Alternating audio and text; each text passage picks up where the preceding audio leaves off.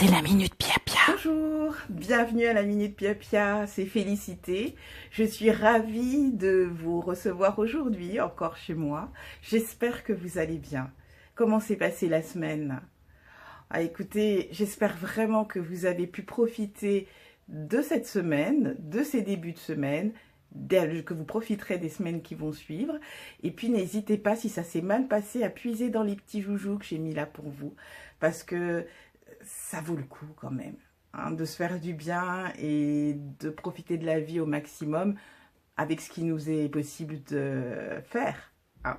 Alors aujourd'hui, je vais vous parler de quelque chose d'un peu plus personnel. Je vais essayer d'aller vite parce que sinon ça va être trop long. Mais voilà, je me suis inscrite chez Weight Watchers. Alors pourquoi? Parce que comme je vous ai expliqué, suite à une opération blabla, je me suis retrouvée immobilisée blabla, j'ai pris du poids bla. Et qu'à un moment donné, j'ai voulu d'abord privilégier ma santé au lieu de commencer déjà à m'affamer, et que maintenant, suite à une visite médicale, mon généraliste a estimé, avec mon accord ceci dit, qu'il était temps pour moi d'effectivement commencer à perdre du poids. J'ai choisi Weight Watchers parce que c'est un vieux concept que j'aime bien, puis ils l'ont rendu beaucoup plus facile, et comme vous le savez maintenant, j'aime beaucoup ce qui est beaucoup plus facile, et aussi parce qu'il y a cette communauté en ligne, enfin par téléphone, avec laquelle on discute, etc. Et voilà ce qui m'amène donc, lorsqu'on est dans ces discussions, j'ai vu certaines personnes qui disaient « Oui, mais voilà, j'ai maigri, j'ai perdu tant, et j'ai la peau qui pend, tatati, donc comment faire, quoi? Comment faire pour arriver dans une... Est-ce qu'il va falloir que je fasse cette opération? Et si je la fais, qu'est-ce que ça va donner? Et comment... voilà, les séquelles pour la suite, est-ce qu'il y a des séquelles? Est-ce qu'il y a des suites, etc. » La plupart des gens qui posaient ces questions étaient des gens de type caucasien.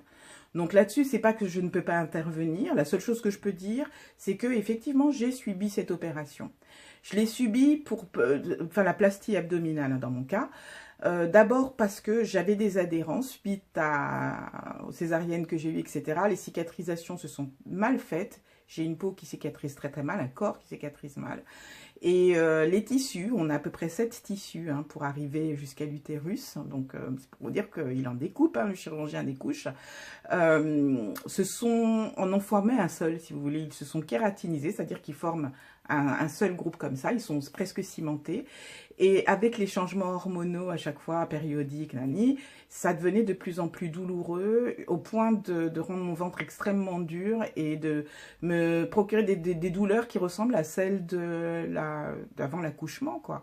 Qui faisait que partout où je me trouvais pliée en deux, et c'était de plus en plus violent, et surtout, j'avais vraiment l'impression qu'on m'arrachait quelque chose en bas là-bas.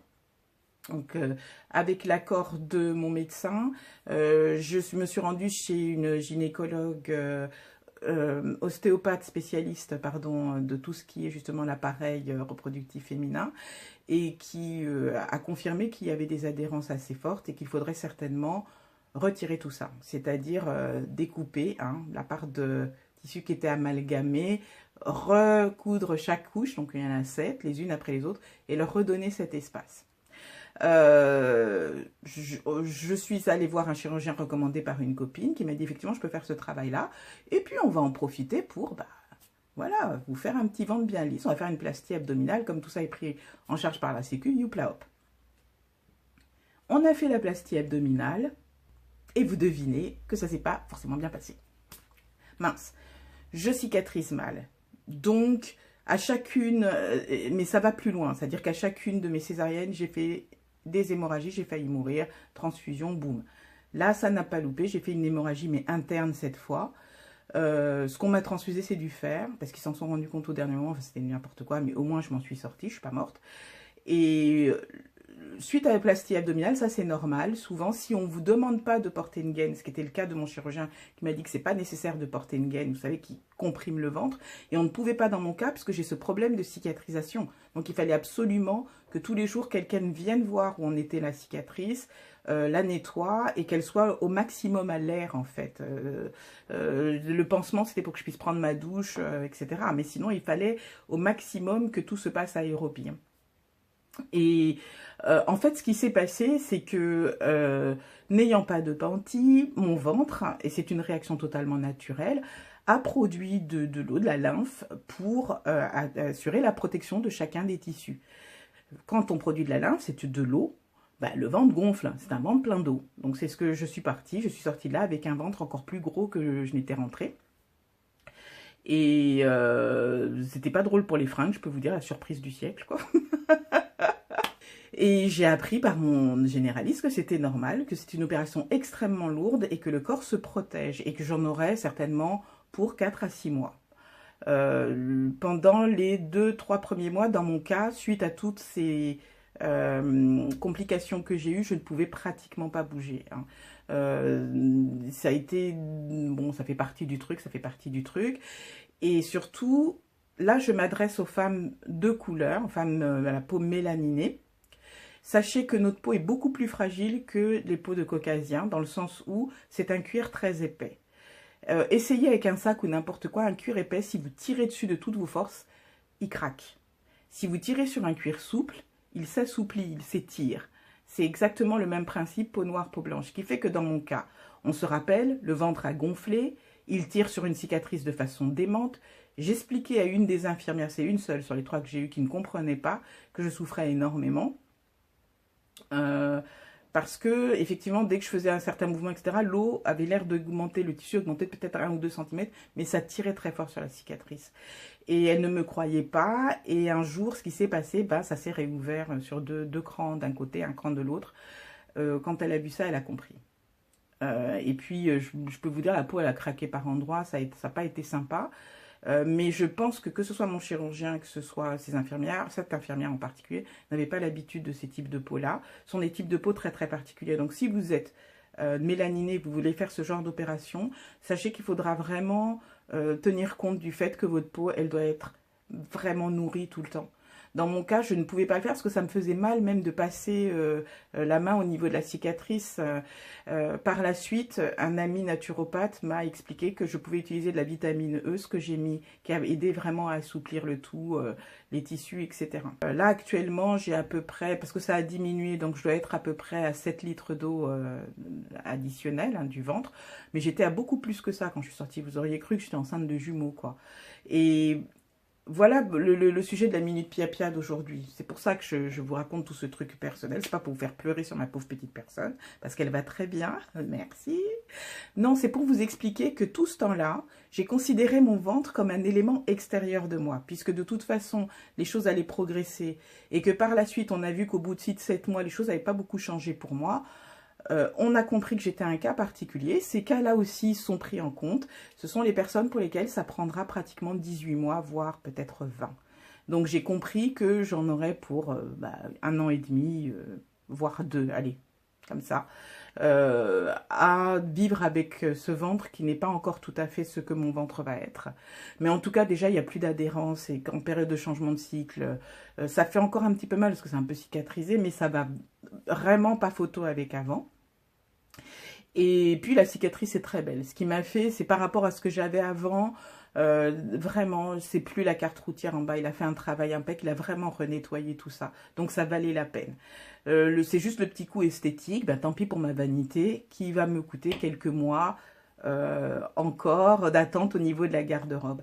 Alors ce qui s'est passé, comme je vous dis, comme je le considérais comme vraiment extérieur à moi, ce ventre, d'abord parce qu'il était insensible pendant très longtemps, il est toujours, je devrais peut-être penser à faire des tatouages, en profiter, voilà, allez savoir, c'est que quand je vous faisais faire tous les exercices, je vous les proposais, que je vous disais que je les faisais pour moi, je me suis rendu compte, ça début septembre, qu'il y avait quelque chose qui clochait. Comment vous pouvez faire un exercice où vous agissez sur l'ensemble de votre vie, de votre corps, de votre personne, de ce que vous faites, et que vous laissez de côté quand même une partie de votre corps qui est essentielle, qui est votre ventre. Comme si je lui niais toute existence. Et en discutant, en fait, avec une dame que j'ai rencontrée, je me suis rendu compte qu'en niant l'existence comme ça de mon ventre, même de façon inconsciente, j'aidais pas à la perte de poids. J'aidais pas à ce que l'eau s'évacue. Il me dit, tu l'as mis de côté, tu l'as posé sur une étagère. Il ne fait pas partie de ta vie, il y a ta vie et puis il y a lui. Et j'ai décidé d'accepter mon ventre. Vous savez qu'une décision, c'est sympa, mais si vous voulez vraiment qu'il y ait une transformation dans votre vie, il faut que ce soit suivi d'une action. Une action inspirée, hein, on ne force jamais rien. Une action inspirée. Dans mon cas, l'action inspirée, ça a été un matin, je me suis levée, ma douche, tout ça, nanani, et au moment de choisir des vêtements, ben, j'ai choisi un pantalon et un sweat près du corps, enfin un top près du corps. Effectivement, vous voyez mon ventre. Et ben c'est comme ça. J'ai accepté, j'ai dit t'es là mon gaillard. Tu fais partie de moi et plus jamais je vais te rejeter, quoi qu'il arrive. En plus, j'ai quand même la chance d'être en bonne santé. Là je suis en convalescence, mais je suis en bonne santé. Il y a des gens qui ne le sont pas. Donc, décider d'accepter que mon corps était ce qu'il était pour l'instant, pas comme une guerrière, etc. Juste comme moi. Ça fait partie de mon corps. Et maintenant, je porte des vêtements qui ne sont pas là pour cacher ni mettre en valeur, attention, c'est juste des vêtements. Voilà. Et je me suis rendu compte que bah, tout mon être s'est épanoui. Il y a quelque chose qui a vraiment changé. J'ai joint un groupe de yoga en ligne dont je vous parlerai un jour qui est extraordinaire. C'est du yoga hardcore. C'est-à-dire en 20 minutes, on transpire, bah voilà quoi. Et j'ai vu mon ventre s'assouplir. J'ai les exercices que je n'arrivais pas à faire avant. Maintenant, j'y arrive beaucoup, beaucoup mieux. J'ai vu mon corps prendre de l'aisance et notamment ma stature parce que je marchais d'une façon finalement à essayer de le dissimuler. Là, j'ai une stature qui, comme je vous dis, c'est ni mettre en avant ni cacher. C'est juste être. Et être, vous hein, le centre part du sacrum, remonte ici hein, au centre du crâne. On imagine un peu comme la colonne vertébrale, quoi. Donc, active mon centre maintenant. L'ordre est donné ici au niveau du ventre, hein, du chi. Active mon centre maintenant. Intègre tous les éléments de mon corps maintenant. Intègre toutes les parties de mon corps maintenant. Et aligne-moi avec le tout maintenant. Et voilà, c'est fait. Et vous allez voir, vous allez vous sentir beaucoup mieux. Un dernier petit truc. Si vous avez sur votre visage ou votre corps, etc., quelque chose qui ne vous plaît pas, j'ai pas de fesses, j'ai trop de fesses, j'ai pas ça, j'ai trop... Ayez le courage au moins une fois dans la semaine, je vous dis pas plus, de mettre en valeur cette partie-là, de lui dire t'existes, aujourd'hui, t'es le roi, la reine du jour. Essayez, vous allez voir. Ça va transformer complètement votre façon de vous présenter au monde et ça va vous permettre de rayonner encore plus. Alors, quel bonheur pour vous et puis pour nous aussi. Voilà, la Minute Pia Pia, bah, c'est terminé pour aujourd'hui. Merci de m'avoir écouté jusqu'au bout. Je serai ravie de vous retrouver la prochaine fois. Bien entendu, je vous souhaite le meilleur. Et on vous dit à bientôt.